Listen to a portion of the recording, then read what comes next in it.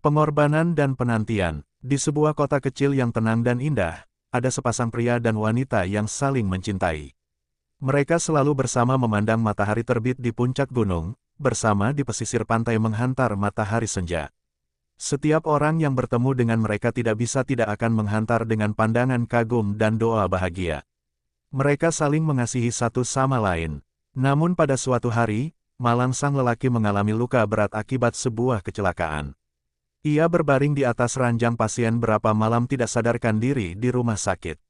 Siang hari sang wanita menjaga di depan ranjang dan dengan tiada henti memanggil-manggil kekasih yang tidak sadar sedikitpun.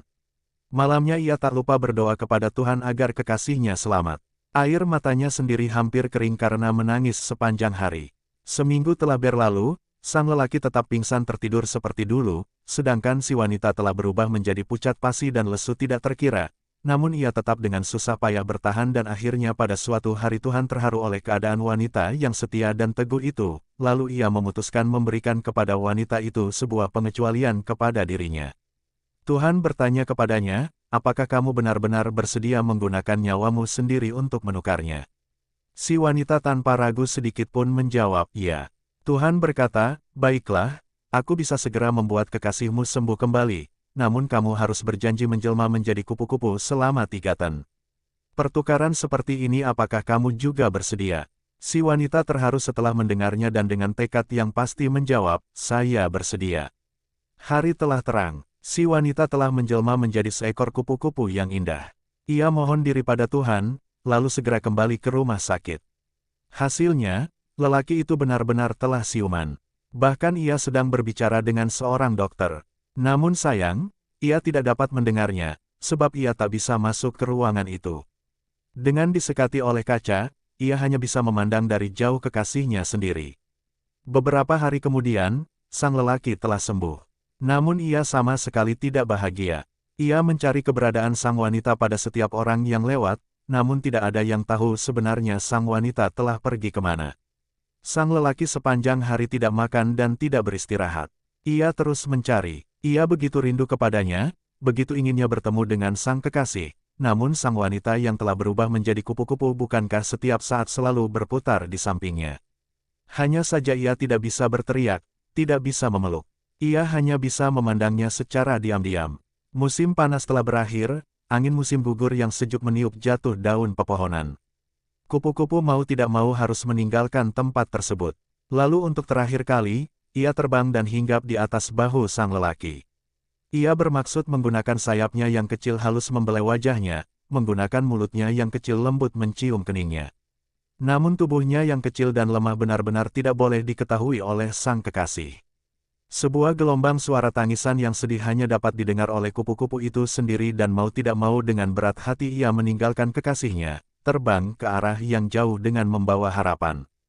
Dan waktu berganti, tibalah musim semi yang kedua kupu-kupu Degen TDK sabarnya segera terbang kembali mencari kekasihnya yang lama ditinggalkannya. Namun di samping bayangan yang tak asing lagi ternyata telah berdiri seorang wanita cantik. Dalam keterkejutannya, sang kupu-kupu nyaris jatuh dari angkasa. Ia benar-benar tidak percaya dengan pemandangan di depan matanya sendiri. Lebih tidak percaya lagi dengan omongan yang dibicarakan banyak orang. Rang-rang selalu menceritakan betapa parah sakit sang lelaki.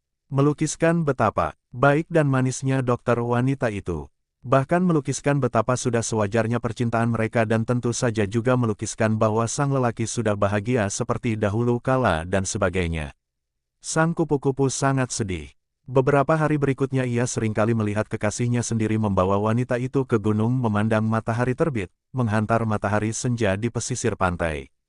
Segala hal yang pernah dimilikinya dahulu dalam sekejap tokoh utamanya telah berganti dengan seorang tokoh wanita lain, sedangkan ia sendiri selain kadangkala bisa hinggap di atas bahunya, namun tidak dapat berbuat apa-apa. Musim panas tahun ini sangat panjang. Sang kupu-kupu setiap hari terbang rendah dengan tersiksa dan ia sudah tidak memiliki keberanian lagi untuk mendekati kekasihnya sendiri. Bisikan suara antara ia dengan wanita itu, ia dan suara tawa bahagianya sudah cukup membuat embusan napas dirinya berakhir, karenanya sebelum musim panas berakhir, sang kupu-kupu telah terbang berlalu. Bunga bersemi dan layu, bunga layu dan bersemi lagi. Bagi seekor kupu-kupu waktu seolah-olah hanya menandakan semua ini. Musim panas pada tahun ketiga, sang kupu-kupu sudah tidak sering lagi pergi mengunjungi kekasihnya sendiri. Sang lelaki bekas kekasihnya itu mendekap perlahan bahu si wanita, mencium lembut wajah wanitanya sendiri. Sama sekali TDK punya waktu memperhatikan seekor kupu-kupu yang hancur hatinya apalagi mengingat masa lalu. 3 tahun perjanjian Tuhan dengan sang kupu-kupu sudah akan segera berakhir dan pada saat hari yang terakhir, kekasih si kupu-kupu melaksanakan pernikahan dengan wanita itu.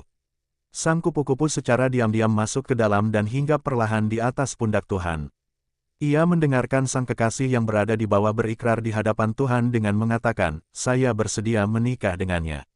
Ia memandangi sang kekasih memakaikan cincin ke jari wanita itu, kemudian memandangi mereka berciuman degen mesranya lalu mengalirlah air mata sedih sang kupu-kupu. Dengan pedih hati Tuhan menarik napas, "Apakah kamu menyesal?" Sang kupu-kupu mengeringkan air matanya, "Tidak." Tuhan lalu berkata disertai seberkas kegembiraan, "Besok kamu sudah dapat kembali menjadi dirimu sendiri." Sang kupu-kupu menggeleng-gelengkan kepalanya, "Biarkanlah aku menjadi kupu-kupu seumur hidup. Ada beberapa kehilangan merupakan takdir. Ada beberapa pertemuan adalah yang tidak akan berakhir selamanya. Mencintai seseorang tidak mesti harus memiliki, namun memiliki seseorang. Maka harus baik-baik mencintainya dan menerima dengan apa adanya. Itulah yang dinamakan cinta sejati."